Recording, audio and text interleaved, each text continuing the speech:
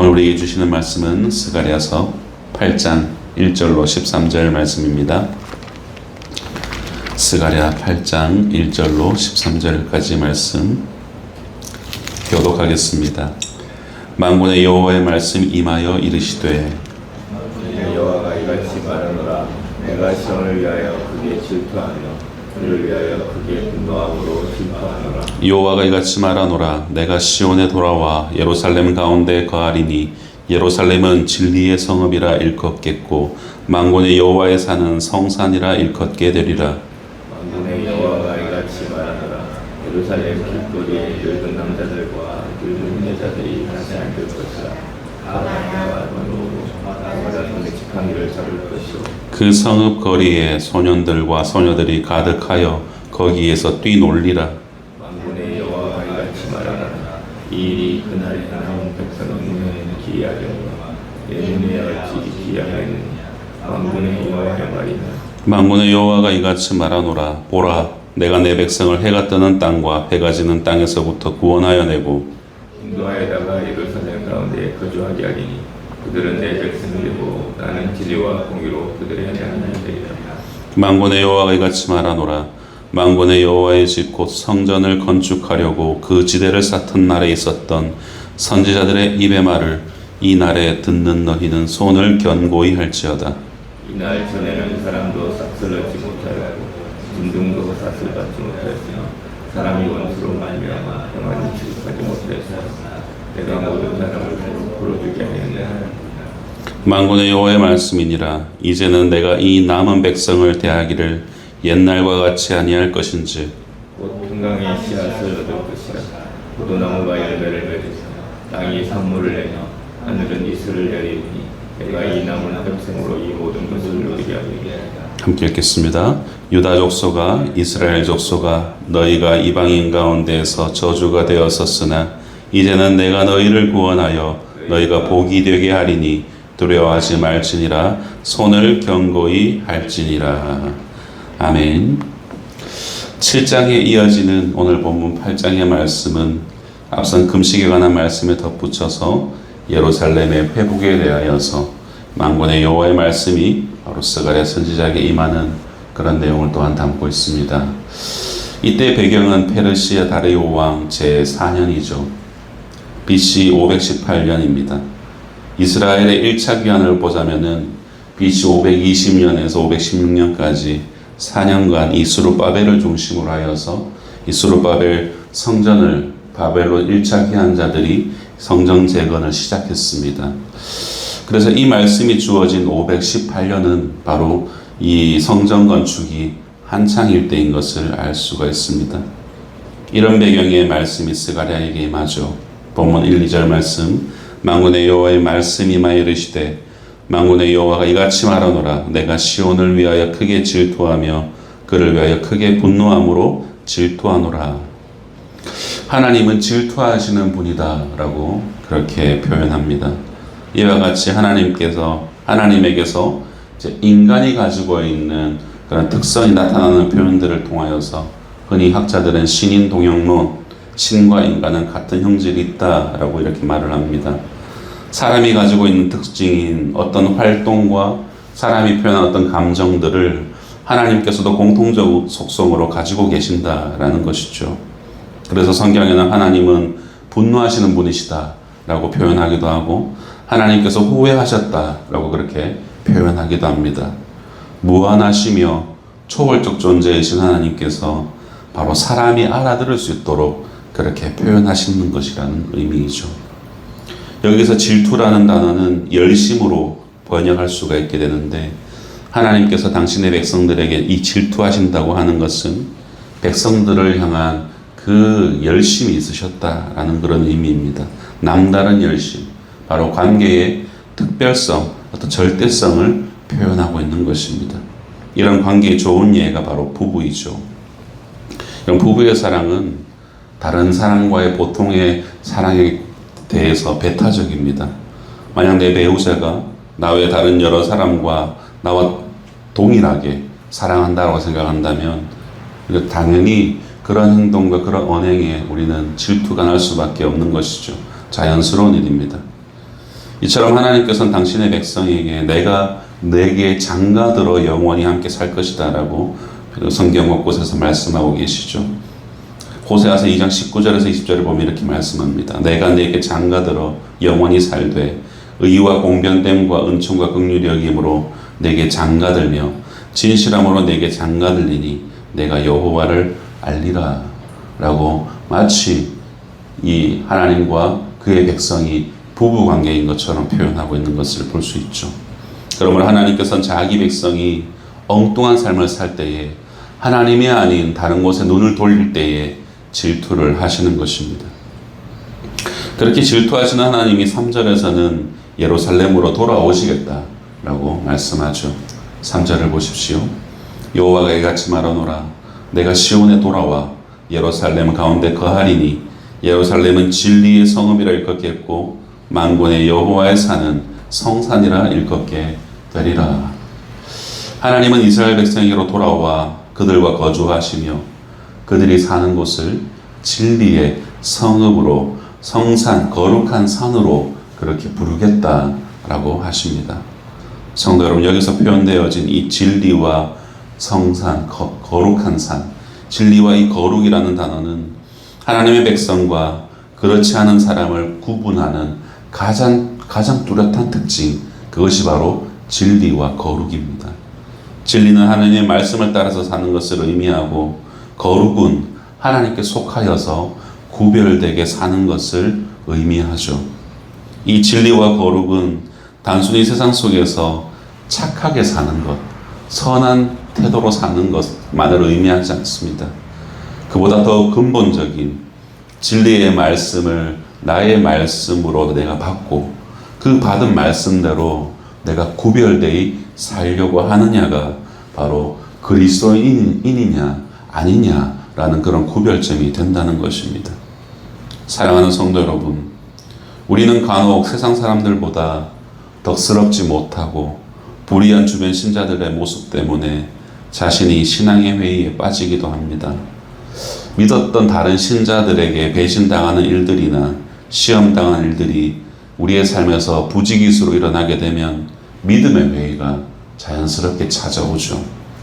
여러분, 그때 우리가 붙잡아야 하는 것이 바로 진리와 거룩입니다.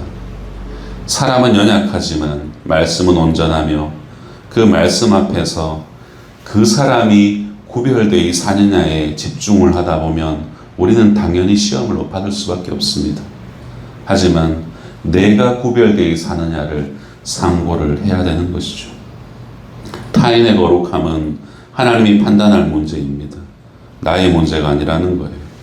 우리는 언제나 진리와 거룩이라는 이 핵심 가치를 우리 자신에게 견주어 보아야 됩니다.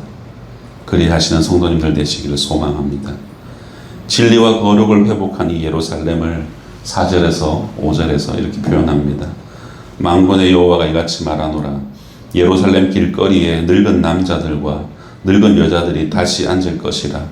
다 나이가 많음으로 저마다 손에 지팡이를 잡을 것이요 그 성읍거리에 소년과 소녀들이 가득하여 거기에서 뛰놀리라 라고 말씀합니다. 이처럼 진리와 거룩한 진리와 거룩을 회복한 예루살렘을 굉장히 아름답게 표현하고 있습니다. BC 586년 바벨론의 느부갓네살에게 이 예루살렘이 완전히 멸망당하고 그 이후에 예루살렘에는 늙은 사람들과 그리고 소년, 소녀들이 없었습니다. 나라가 망하고 수십 년이 지나면서 나이가 든 사람들은 세상을 다 떠나버렸고 젊은 사람들은 다 끌려갔기 때문에 이 예루살렘 성읍에는 아이들이 태어날 수가 없었습니다. 하지만 포로에서 돌아온 사람들이 이제는 자녀도 낳게 되고 그들도 나이가 들어서 지팡이를 짚고서 서로 볼 수 있을 때까지 살게 될 것이다 라고 본문이 말하고 있는 겁니다. 예루살렘이라는 지명의 뜻처럼 평화의 도시라는 이 문자 그대로의 이 예루살렘이 실현될 것이다 라고 하나님이 다시금 그 백성들에게 회복을 약속하고 있는 것이죠. 하지만 실제 당시 예루살렘은 어땠을까요? 이 말씀을 받고 있을 때 예루살렘은 여전히 황량하였습니다. 정치적으로도 경제적으로도 사회적으로도 불안하기 짝이 없었던 그런 시대였습니다. 예루살렘의 스룹바벨 성전은 언제 다시 이 공사가 진행될지 모를 상황에 있었고, 다시 공사가 시작되어서 이 성전이 완공되었다 한들 성벽이 무너져 있는 아무런 안정장치가 없는 도성이 바로 예루살렘이었습니다. 이 예루살렘에 어찌 이와 같은 노인들이 지팡이를 집으며 걸을 때까지 그들이 살겠으며, 그곳에 어찌 어린아이들이 뛰노는 소리가 들리겠냐라고 하는 것이죠. 성도 여러분, 우리는 이스라엘의 역사를 통해서 이미 알고 있습니다. 지금 이 스가랴 8장의 본문의 시대적 상황인 BC 518년 이때에 이제 이후인 2년 뒤인 다리오 왕제 6년에 스룹바벨 성전 공사가 다시 진행되어서 완공되고도 여러분 70년이 더 지난 이후인 아닥사스다 왕제 20년 주전 445년경에야 총독 느헤미야를 통하여서 이 예루살렘 성벽이 중수되었던 것을 우리 느헤미야서를 통하여서 이미 들어왔습니다. 이러한 성벽 재건이 되어지기도 전에 이 주어졌던 지금 이 스가랴의 이 말씀에 이미 예루살렘에 늙은 남녀가 살게 될 것이고 아이들이 뛰어놀게 될 것이라고 하니까 사람들의 생각이 어떻겠습니까? 신기하게 생각하지 않았겠습니까? 우리는 이미 성경을 통해서 그렇게 되어진 역사를 알고 있기에 우리는 안심하고 이 시대를 바라보고 있지만, 스가랴 당시의 백성들에게 이처럼 노인과 어린아이가 평화롭게 살아가는 회복된 예루살렘은 기대할 수 없었던 그저 그들에게는 기이한 모습이었을 뿐입니다. 6절을 같이 읽겠습니다. 6절입니다. 시작. 왕군의 여호와가 이같이 말하노라. 이 일이 그날의 남은 백성의 눈에는 기이하더니와 내 눈에 어찌 기이하겠느냐. 왕군의 여호와의 말이니라. 아멘. 그래서 사람은 사람이고 하나님은 하나님이신 거죠. 하나님의 역사는 사람이 보기에 신묘막측할 수밖에 없는 것입니다. 하나님은 이같이 구원 계획을 선포하시고 예루살렘이 회복될 것을 선언하시며 9절과 13절에서 강권하십니다. 만군의 여호와가 이같이 말하노라. 만군의 여호와의 집 곧 성전을 건축하려고 그 지대를 쌓던 날에 있었던 선지자들의 입의 말을 이날에 듣는 너희는 손을 견고히 할지어다. 13절입니다. 유다 족속아 이스라엘 족속아 너희가 이방인 가운데서 저주가 되었었으나 이제는 내가 너희를 구원하여 너희가 복이 되게 하리니 두려워하지 말라. 손을 견고히 할지어다. 이 두 구절에서 동일하게 나오는 말이 바로 손을 견고히 할지어다 라는 말입니다. 이것은 학개 선지자가 성전을 짓는 일에 동참하고 있었던 유다 백성들을 향하여서 격려하였던 말이 바로 손을 견고히 하라는 이 말이었습니다. 너희의 손으로 하는 이 성전 건축이 결코 헛되지 않고 너희의 순종을 하나님이 다 알고 계신다라고 말하고 있는 것이죠. 비록 솔로몬이 지었던 성전에 비하면은 이 포로에서 돌아온 사람들이 짓고 있었던 성전, 이 스룹바벨 성전은 외형적으로는 너무나도 초라했습니다.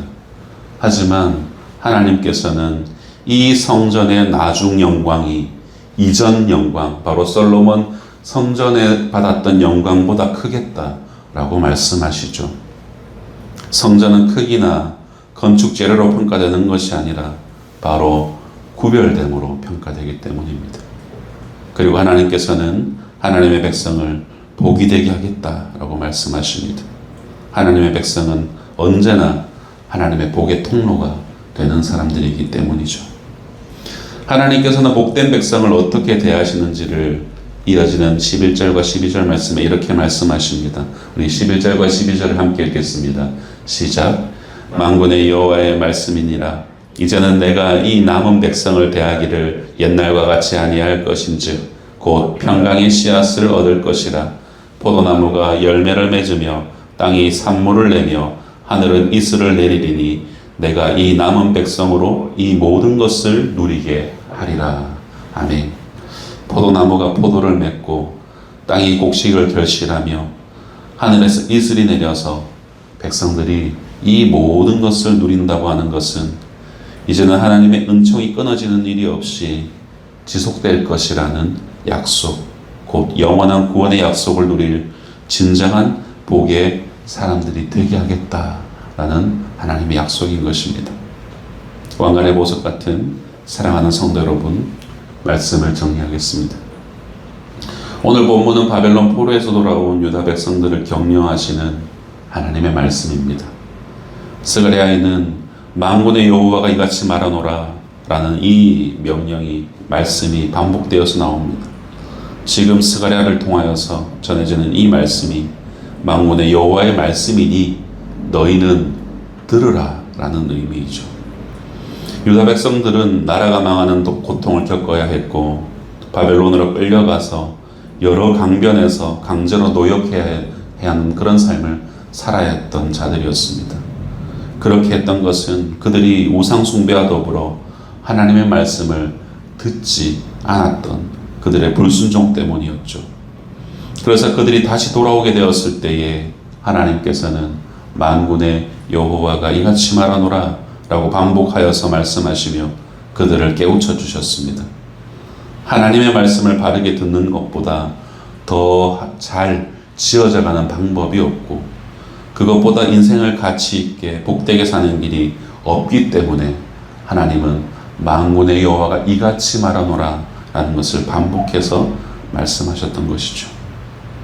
성전을 다시 짓는 것은 그러한 말씀대로 순종하는 삶을 살겠다는 결단의 발현일 따름입니다. 그렇기에 다시 지어질 이 스룹바벨 성전이 비록 솔로몬 성전보다 초라하다 할지라도 이 성전의 나중 영광, 곧 예수 그리스도로 인하여서 완전히 완성되어질 그 하나님의 나라가 이전에 화려하고 웅장한 이 솔로몬 성전보다 더 영광스럽다라고 선언하셨던 것입니다. 그러므로 성전보다 중요한 것은 그들과 함께 하시는 하나님의 진리의 말씀이며 그 말씀을 구별되이 지켜내는 거룩한 삶이라는 것을 우리에게 가르쳐 주고 있습니다. 만군의 여호와가 이같이 말하노라. 오늘날 우리는 완성된 이 하나님의 말씀을 우리는 받아들고 살아갑니다. 언제든지 우리는 성경을 펴서 하나님의 말씀의 교훈을 들을 수 있는 시대를 살아갑니다. 하나님이 우리 각자에게 말씀을 통하여서 이와 같이 말씀하실 때 그 말씀이 우리의 귀에 들려지고 삶으로 순종하는 그런 믿음의 삶을 살아내시는 복된 성도님들 되시기를 주님의 이름으로 축원드립니다. 기도하겠습니다.